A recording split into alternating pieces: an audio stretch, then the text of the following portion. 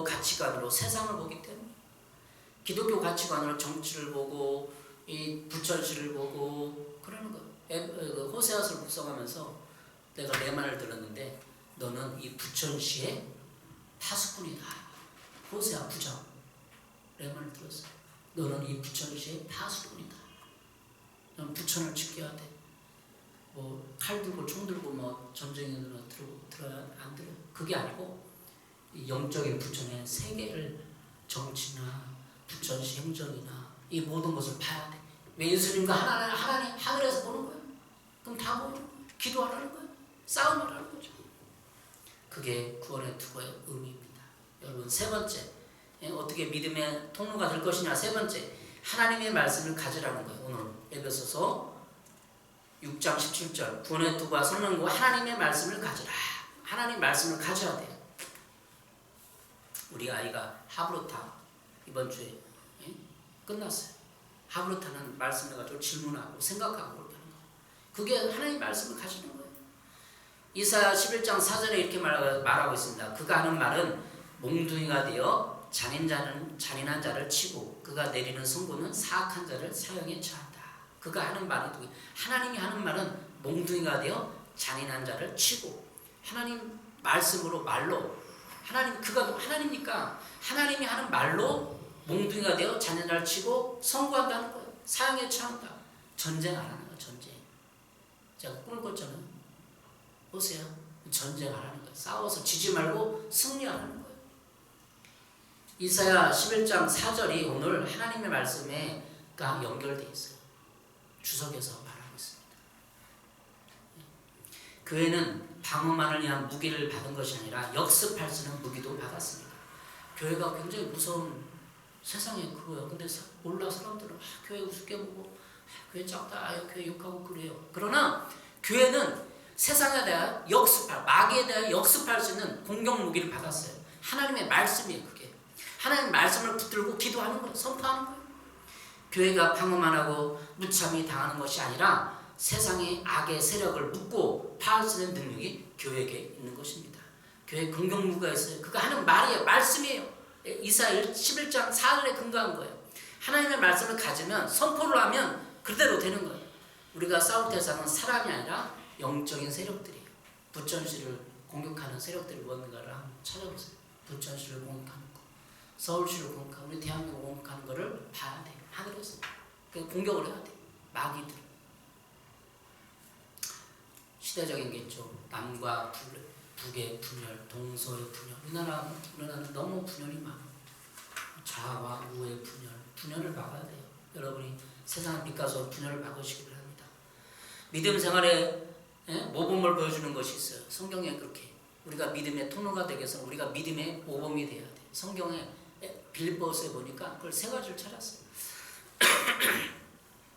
첫 번째는 주 안에서 기뻐하는 거예요. 주 안에서 기뻐하라. 두 번째는 다른 사람의 일도 돌봐주라. 세 번째는 고난을 받은 것을 받아들이고 감당해야 돼요. 이게 믿음 생활의 모범을 보여줘서 믿음의 통로가 되는 거예요.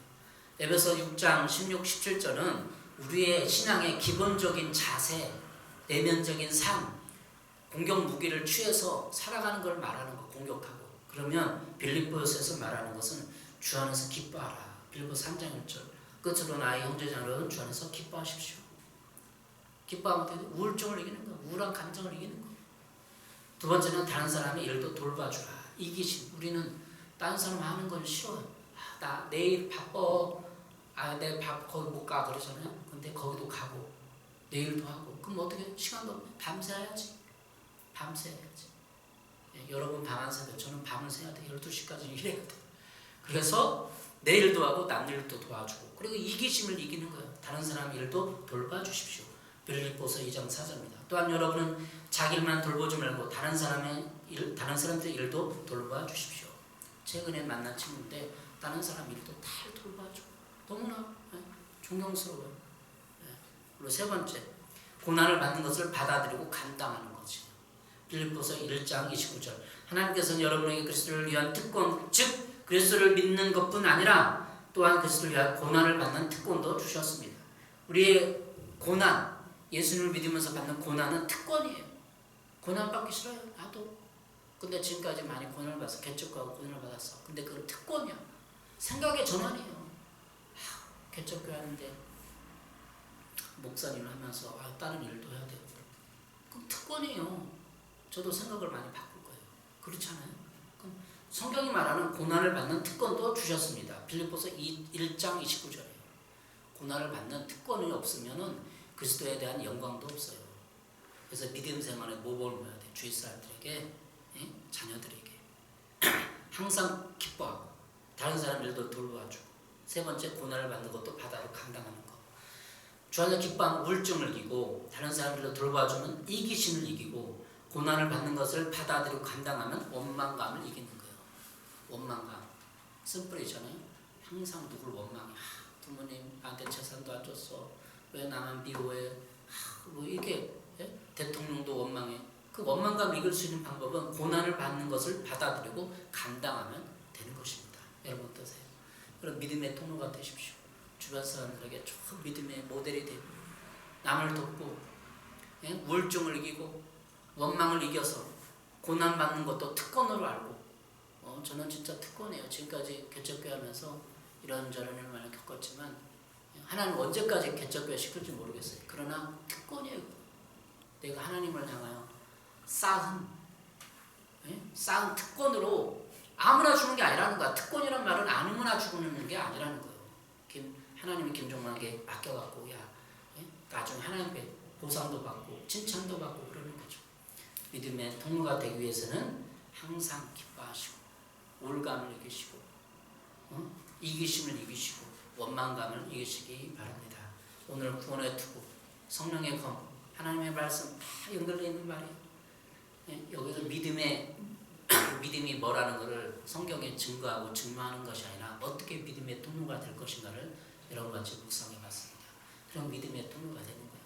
우리 자녀 앞에서 믿음의 통로가 되십시다.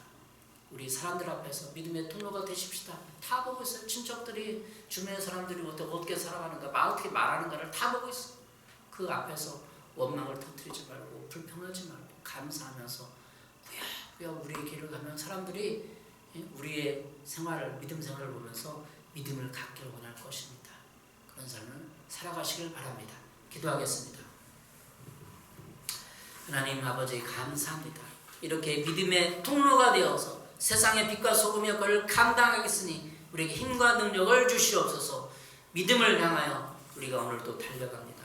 구원의 투구를 씁니다. 믿음의 방패를 듭니다. 세상을 이기고 악한 불의를 이길 수 있도록 도와주시옵소서. 예수님의 이름으로 기도했습니다. 아멘.